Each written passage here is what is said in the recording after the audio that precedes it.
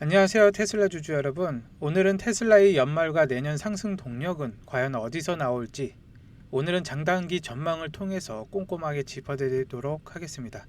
중요한 내용들이 많으니 시작하기 전에 구독과 좋아요 한 번씩 부탁드리겠습니다. 최근 시장이 쉬지 않고 달려왔기 때문에 오늘은 건강한 숨고르기 정도로 이해하시면 좋을 것 같습니다. 그동안 상승을 이끌던 대형주 중심으로 차익 매물이 나왔고, 반면에 상대적으로 덜 올랐던 중소형주들은 선방하는 모습을 보여줬습니다. 사실 9월 중시는 다소 불안할 수 있다라는 전망이 있었지만 미국의 8월 고용지표나 물가지수가 예상대로 안정적으로 나오면서 분위기가 반전됐었죠. 덕분에 9월 FOMC에서 금리를 인하할 거라는 기대감이 크게 높아졌었습니다. 이후 시장이 꾸준하게 올랐고, 실제적으로 금리 인하가 결정된 이후에도 연준이 연내에 추가로 인하를 할 수 있다라는 내용을 열어두면서 상승세가 이어졌습니다. 하지만 단기간에 너무 올랐다는 부담감에 오늘은 기술적인 조정을 받은 것으로 보여집니다. 여기에 파월 의장이 섣부른 추가 금리 인하에 대한 경계심을 드러낸 것도 영향을 미쳤습니다. 파월 의장은 너무 공격적으로 금리를 내리게 되면은 물가 상승을 다시 자극할 수 있다면서 신중한 태도를 보였는데, 기술주들은 금리 인하가 지속이 되어야만 주가 상승 및 회사 성장에 도움이 됩니다. 오늘 이 발언이 기술주들의 하락의 빌미를 제공한 것 같습니다. CME 패치워드에 따르면은 그럼에도 불구하고 시장은 여전히 연내에 두 번의 추가 금리 인하 가능성을 높게 보고 있는데요. 이 기대감이 살아있는 한 시장은 중간중간 흔들리더라도 결국 상승 방향으로 계속 나아갈 가능성이 높다고 생각이 됩니다. 시장의 조정과 함께 테슬라의 주가도 오늘 1.93포인트 하락한 425달러로 마감을 했는데요. 하지만 이전에 말씀드린 내용처럼 200일선과 일봉 사이의 이격도가 너무 벌어져 있기 때문에 조정은 올 것이다 라고 이틀 연속 말씀을 드렸는데요. 당연히 나와야 되는 구간이니까 너무 신경 쓰지 마시고 오히려 기회다 생각하시고 1차 400달러 부근, 2차 360달러 부근 이상에서 물량들을 줍줍한다 생각하시고, 어차피 등락을 거두면서 상승을 해야지 더 크게 갑니다. 그리고 큰 그림에서 보면은 여전히 상승 추세는 굳건하다 생각하는데요. 오히려 연말까지 테슬라에는 기대할 만한 이벤트들이 줄줄이 이어져 있습니다. 연말까지 이벤트를 한번 살펴보자면은 11월 6일 날 가장 중요한 주총이 있습니다. 여기서 제가 어저께 말씀드린 3세대 옵티머스가 발표가 될 것이다, 가능성이 있다 라고 말씀을 드리고, 그리고 연말께 FSD 버전 14가 출시가 될 것입니다. 본격적인 자율주행에 한 걸음 더 나가서는 가장 중요한 이벤트라고 생각이 들고요. 그리고 4분기에는 모델 Y의 6인승과 그리고 저가형 테슬라가 나오게 됩니다. 그리고 가장 가까운 호재는 역시 3분기의 차량 인도량인데요. 특히 이번 분기는 미국의 전기차 보조금 제도가 바뀌기 전에 막판에 계약이 몰렸을 가능성이 매우 커서 미국 판매량이 아주 잘 나올 것으로 기대가 되는데요. 3분기 차량 인도량을 월간은 43만 3천 대를 예상을 했지만 바클레이스는 예상을 깨고 46만 대까지 가능하다 라고 밝혔는데, 이유는 앞서 말씀드린 것처럼 미국에서 연방전기차 세액공제가 종료를 앞둔 시점에서 판매량이 가속화가 되었다라는 분석이고, 칼시라는 쪽에서 시장 예측을 하고 있는데요. 칼시에서는 예측치를 50만 4천 대를 예상을 하고 있습니다. 예측 시장의 기대치인 50만 대를 넘어서게 되면은 작년 4분기에 세웠던 역대 최고 기록을 다시 한번 갈아치우게 되는데요. 개인적으로 47만 대 이상만 나와줘도 시장은 긍정적으로 반응을 하고 주가에도 영향을 미치게 될 것이라고 보는데, 최근 트럼프 대통령과 일론 머스크의 관계가 다시 좋아지는 것으로 보여집니다. 물론 일론 머스크는 다시 정치판에 뛰어들지는 않겠지만 서로 사이가 좋아지는 건 AI 산업의 긍정적인 신호로 볼 수가 있습니다. 물론 주총에서 옵티머스 로봇이 공개가 되더라도 당장 회사 수익으로 연결되지는 않을 건데, 하지만 테슬라의 진짜 미래 가치는 바로 로봇택시에 있다고 할 수가 있습니다. 일론 머스크도 내년 하반기부터는 로봇택시가 본격적으로 돈을 벌기 시작할 것이라고 공언을 했는데, 본격적으로 로봇택시의 설명에 앞서서 이번 주주총회 때 핵심 안건 3가지를 어제 영상에서 말씀을 드렸는데, 다시 한번 짚고 넘어가자면 3번 2019년도에 미지급된 보상안, 4번 이번 중요한 1조 달러 보상 패키지이고요. 7번 XAI에 대한 투자 여부입니다.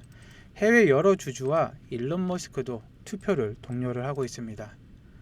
한국 주주 여러분들도 10월부터 증권사에서 발송될 이메일이나 문자를 확인하시고 투표를 하시면 되겠습니다. 이번 신규 보상안에 따르면 테슬라의 주가를 지금보다 8.5배, 시총 8.5배 이상 올리고 회사의 이익을 연간 4천억 달러 이익까지 올리는 등 엄청난 목표들이 걸려 있는데요.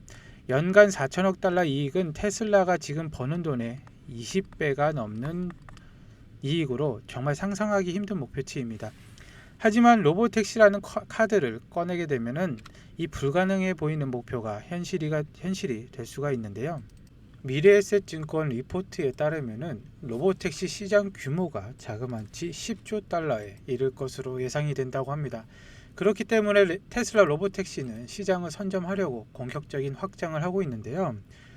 그리고 로봇택시로 벌어들일 수 있는 수익을 계산을 해봤는데, 로봇택시 한 대당 연간 매출은 약 5만 달러로 보고 있으며, 한 대당 연간 순수익은 2만 5천에서 3만 5천 달러로 계산이 되고 있습니다.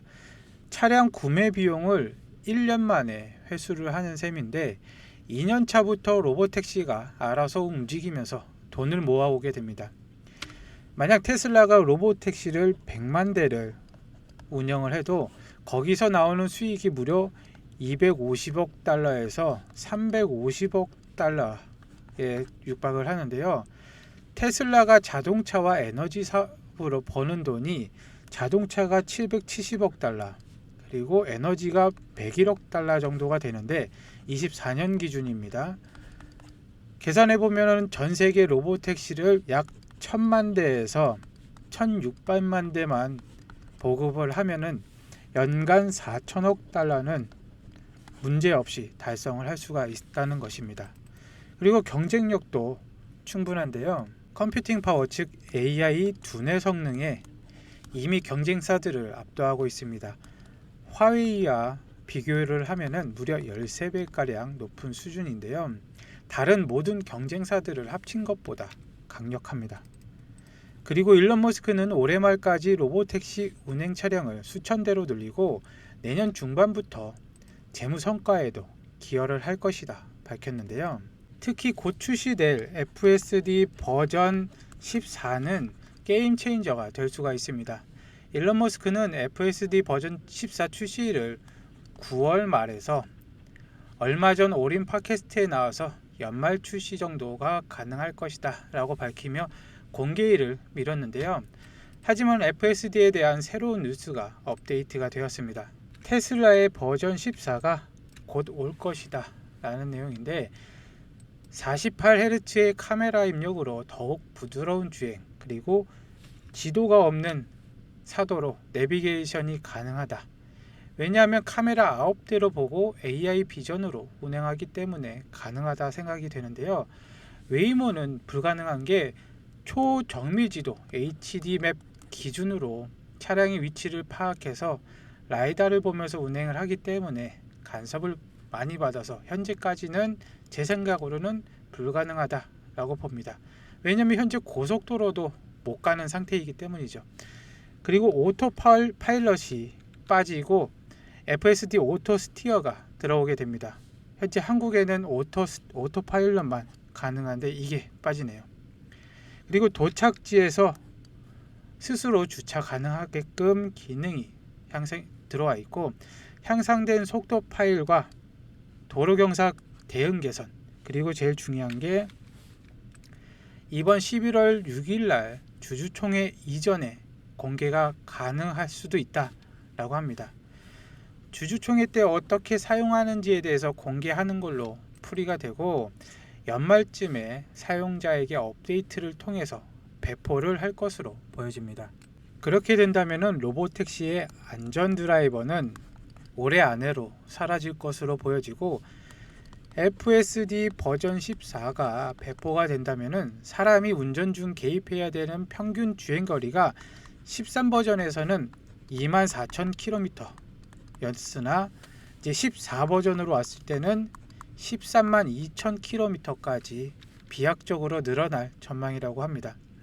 이건 사실상 운전 중에 사람이 개입해야 될 일들이 거의 사라진다는 의미이고, 진정한 의미의 완전 자율주행이 거의 도달했다는 신호가 될 수가 있는데, 이처럼 테슬라는 단기적인 호재와 장기적인 성장 플랜을 모두 갖추고 있는데, 물론 현재 주가는 미래 가치를 반영하고 있어서 언제든지 상승과 조정이 찾아올 수 있다는 점은 항상 기억하시고, 파이퍼 샌들러가 목표 주가를 $500로 높인 만큼 상승세는 이어갈 것으로 생각이 됩니다. 그리고 11월 6일 주총에서 3세대 옵티머스와 연말 안에 FSD 버전 14를 배포한다면 월가에서는 한 번 더 목표 주가를 상향을 해야 될 수도 있을 것 같습니다. 오늘 준비한 내용은 여기까지입니다. 시청해 주셔서 감사드리고, 오늘 내용이 도움이 되셨다면 구독과 좋아요, 알림 설정까지 부탁드리겠습니다. 감사합니다.